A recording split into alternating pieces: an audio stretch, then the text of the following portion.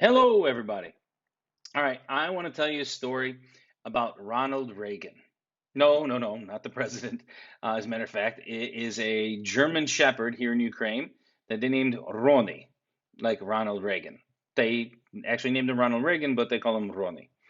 And I want to tell you from my perspective because I was stupid and I didn't understand what was happening. And I think a lot of us couldn't understand it. I think now 19 years in Ukraine, I think I have a pretty good hold on the culture, the language, and why people do things. Obviously, no one can ever know everything, right? But this one, I think my American mentality got in the way, and I wanted to send it to you guys so you can kind of understand what's happening and where my heart is on the fact. On Easter Sunday, I preached a sermon in a city called Mykolaiv. Mykolaiv is a city that gets bombed every single day, almost all day. Not like every hour, like there's a bomb, and then there's a couple hours goes by, and then there's two more missiles that hit, and then there's some more time that goes by, and so on and so forth. I have experience in the city. I've been there at least 4 or 5 times, 6 times maybe already. I have a church there. There's people I know there. There's people in the hospitals that I've worked with there, so on and so forth. Anyway, so I preached on Easter Sunday, and one of the grandmas in the service heard that I would take people out. I made that offer that they could jump my car and I will drive them out. She went home, told her husband, and they agreed. The only problem they have is they have wanted to leave for a little while because they're scared. They're scared that they're going to get bombed, right? But they can't leave because they have a German Shepherd. And no one's going to take the German Shepherd in a taxi. No one's going to take the German Shepherd on the bus. No one's going to take it on the train, right? And even if they did, if they were to travel to a different city because they don't have an international passport, like they can't actually leave Ukraine. While they physically are allowed to, they can't because they do not have a passport that lets them out of the country. Anyway, so in order to find another place, if they were to move from Mykolaiv to a different city, they'd have to find an apartment in a different city, pay for that apartment, right? And find an apartment that was willing to take a dog. That is not easy at all, especially for a grandma and grandpa. So, right, they said that they had found a special service that would actually take the dog across the border from here into Poland to a lady who's living in Poland. And the lady in Poland would look out for them. Perfect. That's not really my um, deal. It's not really my job to do that. My job is to get them out, get them safe, right, and get them established. So no big deal. I went down there, grabbed them, their stuff, right, and their stuff. Remember, they're leaving their home for as long as they can. They have no idea when they're coming back. So their stuff was 6 Wegmans bags, 6 plastic grocery store bags. That's it. That's all the stuff they took, right? And one of those bags was actually the dog food and the dog bowls. Anyway, so I grabbed grandma and grandpa and the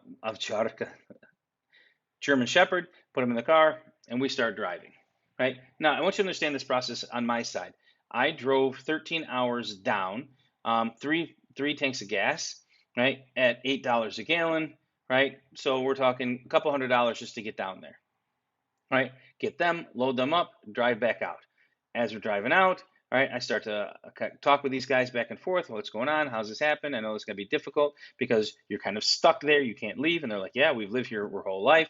We don't know what's going to happen, right? Obviously, we have a house that's paid for, so we don't have to pay taxes on it. And now we're going to a place, right, that we have to pay for. But I'm taking them to live with their daughter-in-law and their grandchildren, right? So they're going to stay there for a little while. No big deal, right? So at least that's going to be free and they can handle that, right? They just don't know if they're going to be able to return back to their house. That's kind of what they asked me. They're like, hey, listen, if our town gets taken over and then our city becomes part of Russia, does that mean that we still own our apartment? Because if we don't own our apartment, where am I going to live? And if it becomes part of Russia, can I go back?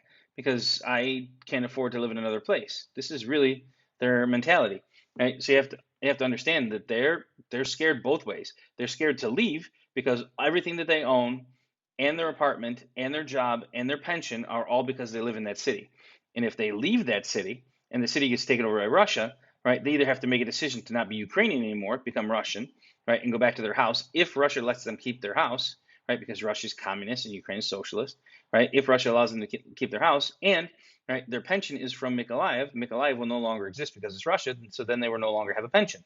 If they stay in Ukraine, they will still have a pension. So you see, there are a lot of things that are going through their minds. They're thinking they're losing their house, they're losing their salary, right? They're losing the ability to be Ukrainian, right? They have to go. There's so many decisions, and they don't have enough money. Like, there's no way that they could have paid for enough gas, right, in a car to get out of that city to be safe with this German Shepherd, right? Now, obviously, I think, why the German Shepherd? Like, I don't want to just throw the German Shepherd outside. I have dogs.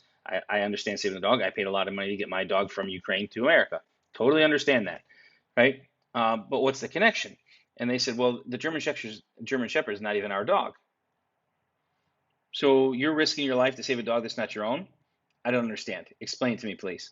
And they said, well, we're going to be with our daughter-in-law, and our grandchildren, because our son, 40 years old, I'm 46, so I understand, 40 years old, decided to volunteer to serve. Now, I don't mean volunteer like me and drive people around. I mean volunteer like he put on camouflage, a bulletproof vest, grabbed the gun, and went to go serve. Right? And last week, he died. They bombed him in our city, Mykolaiv. He was able to go home and leave. His wife and his children were safe in a different part of the country, right? But he was staying with grandma and grandpa, and he died. And the German Shepherd was his family dog. So grandpa is just protecting his son's dog. Makes perfect sense to me, right? And so we ended up driving them from there all the way up to here. The dog, Ronald Regan, spent the night with me here, as you can tell, in my apartment. I have no furniture. I have a mattress on the ground. That's basically all I got, right? And this table with my computer on it. So Ronald Reagan spent the night with me. We had a good old time.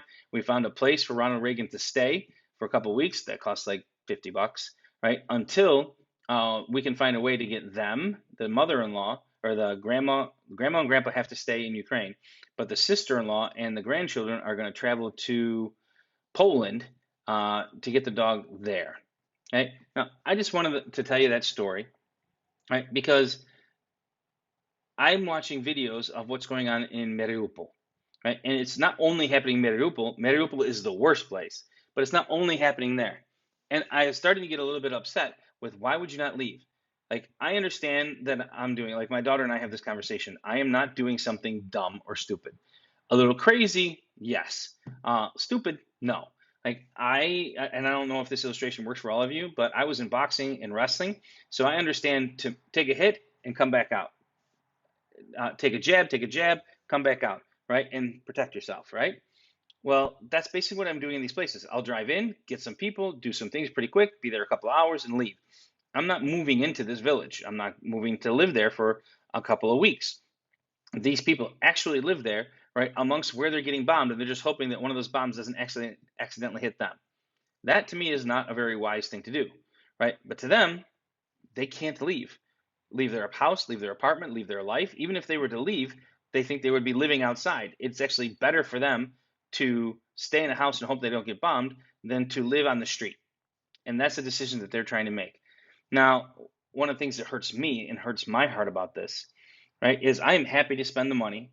All right, and actually, I'm happy to spend your money. Thank you very much for volunteering, for sending me, so I can.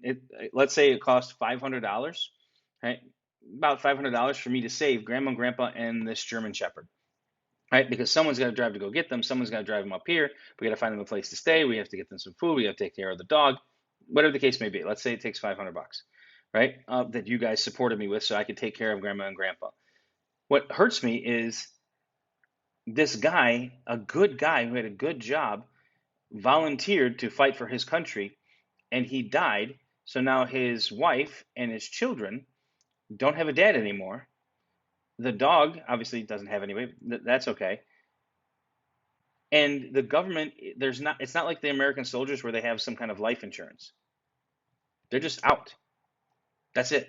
He gets nothing for his volunteer status. He doesn't get an award. He's not a hero. There's no life insurance. There's no salary. They just start from nothing. And they can't start from nothing tomorrow because no one has a job, because there's a war going on.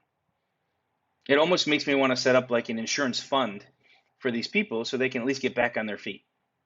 Anyway, I'm taking up 10 minutes of your time, and I just wanted to tell you the story of Ronald Reagan. The dog is happy. He's got a nice village house that he's running around in right now until we can get him into Poland. Grandma and Grandpa are happy to play with their grandchildren, to see their daughter-in-law, and to kind of hug and finally grieve, because there was no funeral. Right? This is just everybody getting together for the first time, saying that they lost their son, and they lost him last week. So it's still fresh, and and painful. Anyway, thank you that you give me the money that I can help families like this. This is just one story. I can tell you story after story after story after story after story of people like this. But because of your help, these people got the help that they needed. And I am grateful. This is not me asking for more money. This I haven't asked for any of it. You guys have just been very generous to give. I just wanted you to know one story about Ronald Reagan and what's happening. Thank you for your support, and thank you that you could do this. You know, the Bible actually says in Hebrews that we're supposed to think about people as though we're in the affliction with them. This is what I wish somebody would do for me. Right? At the end, Grandpa was very happy, and said, "We don't know what we have done if you hadn't come into our lives. Praise God for people like you that take care of people like us." Well, I praise God for people like you that allow me to take care of people like them. Thank you.